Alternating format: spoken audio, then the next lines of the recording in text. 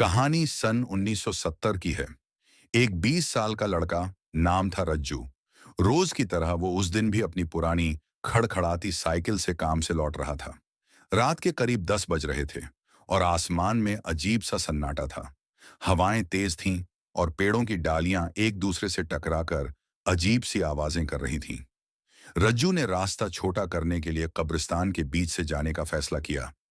यही रास्ता वो कई बार दिन में पार करता था, मगर आज रात कुछ अलग था। जैसे ही वो कब्रिस्तान के अंदर पहुंचा, अचानक उसे लगा कि साइकिल जैसे किसी ने पीछे से जोर से खींची हो। साइकिल एकदम रुक गई। उसका दिल जोर से धड़कने लगा। उसने तुरंत पीछे मुड़कर देखा, लेकिन वहां कोई नहीं था। उसकी सांसें तेज हो गईं। वो डर के मारे कांपने लगा। शायद हवा होगी, उसने खुद से कहा, और जल्दी जल्दी पेडल मारकर साइकिल को और तेज भगाया। कब्रिस्तान का पुराना टूटा गेट पार करके जैसे ही वो बाहर निकला, थोड़ी राहत की सांस ली और सीधे अपने घर की तरफ बढ़ा। घर पहुंचा तो देखा, गेट पर उसकी मां खड़ी थी। मां ने उसे देखा और बोली, बेटा, आज बहुत देर हो गई तुझे। रज्जू ने हकलाते हुए जवाब दिया, मम्मी, आज थोड़ा काम ज्यादा था, इसीलिए देर हो गई। रज्जू अंदर गया, हाथ मुंह धोकर सीधा खाने की मेज पर आ बैठा। मां ने गरम रोटी पर घी लगाकर उसके सामने रखी। खाना खा चुका तो बोला, मम्मी, मैं सोने जा रहा हूं। मां ने सिर हिलाया। रज्जू चुपचाप अपने कमरे में चला गया। उसने दरवाजा बंद किया, बत्ती बुझाई और बिस्तर पर लेट गया। मगर नींद नींद को जैसे कहीं और काम था। वो करवटें बदलता रहा। उसके जहन में बस एक ही बात बार बार घूम रही थी, साइकिल का अचानक खींचना। उसने खुद को समझाया, हो सकता है मेरा ही भ्रम हो, हवा रही होगी या पहिया फंस गया होगा, और करवट बदलकर आंखें बंद कर लीं। अगली सुबह काम पर जाने की जल्दी में उसने जैसे ही साइकिल उठाई, फिर वही रास्ता चुना, कब्रिस्तान के बीच से जाने वाला छोटा रास्ता।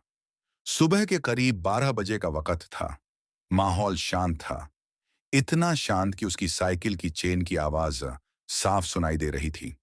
जैसे ही वो कब्रिस्तान के बिल्कुल बीचों बीच पहुंचा, अचानक किसी ने धीमी आवाज में पुकारा, रज्जू, रज्जू। उसके शरीर में सिहरन दौड़ गई। उसने झट से ब्रेक मारा और पीछे मुड़कर देखा। पीछे कोई नहीं था, मगर इस बार रज्जू नहीं घबराया। उसने आंखें तरेरी और खुद से कहा, शायद फिर से वही भ्रम। फिर पैडल मारा और आगे बढ़ गया। दिन तो जैसे तैसे बीत गया, लेकिन काम करते हुए भी उसका ध्यान बार बार वहीं जा रहा था। साइकिल का रुकना, सुबह की वो पुकार, रज्जू, रज्जू।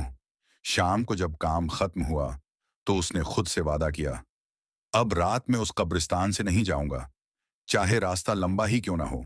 और ऐसा ही किया। ऑफिस से निकला। इस बार कब्रिस्तान वाले रास्ते को छोड़कर रात के 10 बजे थे। रज्जू अपनी साइकिल लेकर लंबे रास्ते से निकल चुका था। सड़क पर कहीं कहीं पीली बल्बों की रोशनी टिमटिमा रही थी। चाय की कुछ दुकानें अब भी खुली थीं, लेकिन रास्ता लगभग सुनसान था। वो सोच रहा था कि आज तो बच गया, ना कोई आवाज, ना कोई खींचाव। मगर कभी कभी डर सामने से नहीं आता, वो साथ साथ चलता है। जैसे ही रज्जू अपने घर के करीब पहुंचा, उसे अपने पीछे साइकिल के जैसी ही चेन की आवाज सुनाई दी, छिक छिक छिक, चिकम। उसने साइकिल धीरे की, पीछे देखा, कोई नहीं था। उसका दिल धक धक करने लगा, पर इस बार उसने खुद को संभाला। मैं झूठ मूठ घबरा रहा हूं, बस घर पहुंच जाऊं, उसने मन में कहा। जैसे ही गली के मोड़ पर पहुंचा, जहां अंधेरा थोड़ा और गहरा था, सड़क के किनारे उसे एक छाया दिखाई दी। काले कपड़े, झुकी हुई पीठ और एक अजीब सी लंबी, बेजान गर्दन। वो साइकिल रोकना चाहता था, पर उसका पैर ब्रेक तक नहीं पहुंचा। उस छाया ने धीरे से सिर घुमाया। रज्जू। इस बार आवाज साफ और ठंडी थी, जैसे बर्फ की सिल्ली पर किसी ने कान रख दिए हों। उसकी आंखें सफेद थीं, एकदम सफेद, और होंठ होंठ जैसे सिल दिए गए हों। रज्जू चिल्लाना चाहता था, पर गला जैसे सूख चुका था। वो जैसे तैसे साइकिल मोड़कर घर की तरफ भागा। घर पहुंचा, गेट खोला और सीधा अंदर घुसा। मां चौंकी। क्या हुआ बेटा, चेहरा क्यों ऐसा हो रखा है? रज्जू कुछ नहीं बोला, बस बेतहाशा सांस लेता हुआ कमरे की ओर दौड़ गया। दरवाजा बंद किया और एक कोने में बैठकर रोने लगा। उसके कानों में अब भी गूंज रहा था, रज्जू ने जैसे तैसे खुद को संभाला। आंखों में डर, दिल में बेचैनी लिए वो सीधा अपने बिस्तर पर जाकर लेट गया। लेकिन आज वो चैन से नहीं लेट पाया। हर थोड़ी देर में वही आवाज उसके कानों में गूंजती, रज्जू, रज्जू।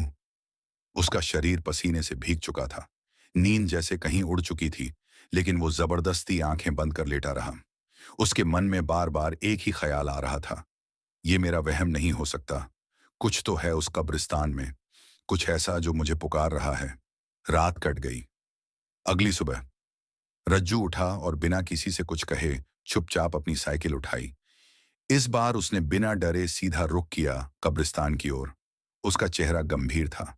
कोई घबराहट नहीं, बस एक बेचैन खोज थी उसके भीतर। वो उस जगह पहुंचा जहां उसकी साइकिल पहली बार खींची थी, जहां से उसने पहली बार वो आवाज सुनी थी। उसने आसपास नजरें घुमाईं। कुछ दूर एक पुरानी टूटी हुई कब्र दिखी, जिस पर धूल जमी थी।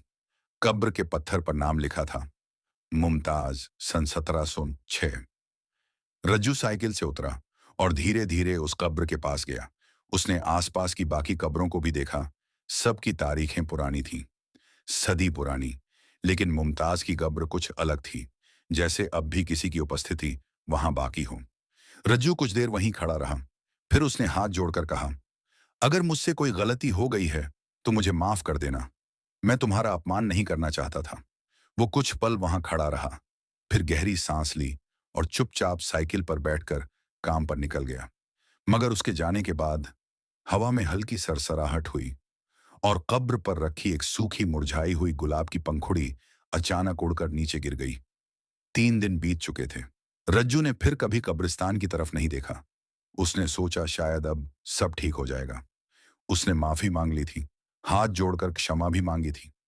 लेकिन डर अगर मिटता इतना आसान होता तो भूत होते ही क्यों। चौथी रात रज्जू सो रहा था, या यूं कहो सोने की कोशिश कर रहा था। कमरे में अजीब सी ठंड थी। पंखा बंद था, खिड़की बंद थी, लेकिन हवा चल रही थी, बिल्कुल कब्र की मिट्टी जैसी गंध के साथ। अचानक उसकी आंख खुल गई। कमरे की दीवार पर एक साया दिखा, लंबा दुबला, बाल बिखरे हुए, कपड़े पुराने और गीले जैसे, और आंखें आंखें एकदम सफेद। साया धीरे धीरे उसकी ओर बढ़ने लगा। रज्जू! रज्जू चीखना चाहता था, मगर आवाज गले में फंस गई। वो कोने में सिकुड़ गया, पसीने पसीने। साया जैसे तैसे पास आया और एकदम सामने आकर रुक गया। मेरी कहानी सुन! आवाज आई और साया गायब हो गया। अगली सुबह रज्जू का बदन टूट रहा था, जैसे वो रात भर किसी बोझ को उठाता रहा हो। वो डर से कांपता हुआ उठता है और खुद से कहता है, अब मुझे ये सब समझना होगा, वरना ये डर कभी पीछा नहीं छोड़ेगा। उसने तय किया, वो मुमताज की कहानी जानकर रहेगा। रज्जू पास की पुरानी लाइब्रेरी में गया और वहां पुराने रिकॉर्ड और दस्तावेज खंगालने लगा। घंटों की खोज के बाद उसे एक धूल भरी फाइल मिली। मुमताज बेगम, मामला दर्ज सन 1700 ही। उस फाइल में लिखा था, मुमताज बेगम गांव के जमींदार की बेटी थी। उसकी शादी जबरदस्ती एक बूढ़े आदमी से करवाई गई थी। एक रात उसने भागने की कोशिश की, मगर पकड़ ली गई। उसे गांव वालों ने चुड़ैल समझकर जिंदा कब्र में दफना दिया गया। बिना कफन, बिना दुआ। रज्जू के हाथ कांपने लगे, इसलिए उसकी आत्मा भटक रही है। उसकी मौत अधूरी थी, बिना विदाई, बिना इंसाफ। अब डर उसकी रूह में उतर चुका था। अब यह केवल एक डरावनी कहानी नहीं थी, अब यह एक सच्चाई थी, एक पाप जो अब तक मिटा नहीं था। रज्जू ने फाइल बंद की, मगर उसके भीतर जैसे कोई दरवाजा खुल गया था। उस रात जब वो घर लौटा तो सब कुछ सामान्य था। माँ खाना बना रही थी, पड़ोस में रेडियो पर गाना चल रहा था, मगर उसके मन में सन्नाटा था। रात को बिस्तर पर लेटा तो एक बार फिर वो साया उसके सामने आया, मगर इस बार वो कांपा नहीं। उसने सीधा सवाल किया, तुम्हें क्या चाहिए? साया चुप रहा। फिर धुंधले चेहरे से हल्की सी आवाज आई, मेरी विदाई, मेरी कब्र अभी भी अधूरी है। और फिर उसकी आंखों के सामने एक मिट्टी से सना हुआ दृश्य तैरने लगा। मुमताज को जिंदा दफनाया जा रहा है। चीखें, रोना, अंधेरा और फिर खामोशी। अगले दिन रज्जू सीधे गया उसी पुरानी कब्रिस्तान में। इस बार वो डरा नहीं था। उसके हाथ में थे एक कफन, गुलाब की माला और अगरबत्ती। वो पहुंचा उस पुरानी टूटी कब्र के पास। मुमताज, सन 1706, जहां कभी डर ने उसे रोका था, आज वहीं खड़ा था, इंसाफ लेकर। उसने हाथ जोड़े, मिट्टी साफ की, अगरबत्ती जलाई और धीरे से फुसफुसाया, अब तुम अकेली नहीं हो, अब तुम्हें रोकेगा कोई नहीं। फिजा में अजीब सी सरसराहट हुई और अचानक कब्र की मिट्टी से हल्की रोशनी उठने लगी, जैसे किसी की रूह आज़ाद हो रही हो। और फिर हवा में वही आवाज, बहुत धीमी, बहुत शांत, शुक्रिया, रज्जू। रज्जू ने उस दिन के बाद कभी वो आवाज नहीं सुनी। उसकी साइकिल कभी नहीं रुकी। कमरे की ठंडी हवा फिर कभी नहीं आई। और कब्रिस्तान के बीचों बीच अब एक नई पत्थर की पट्टी थी, साफ, सुंदर, जिस पर लिखा था, मुमताज बेगम 1706 अब शांति में है।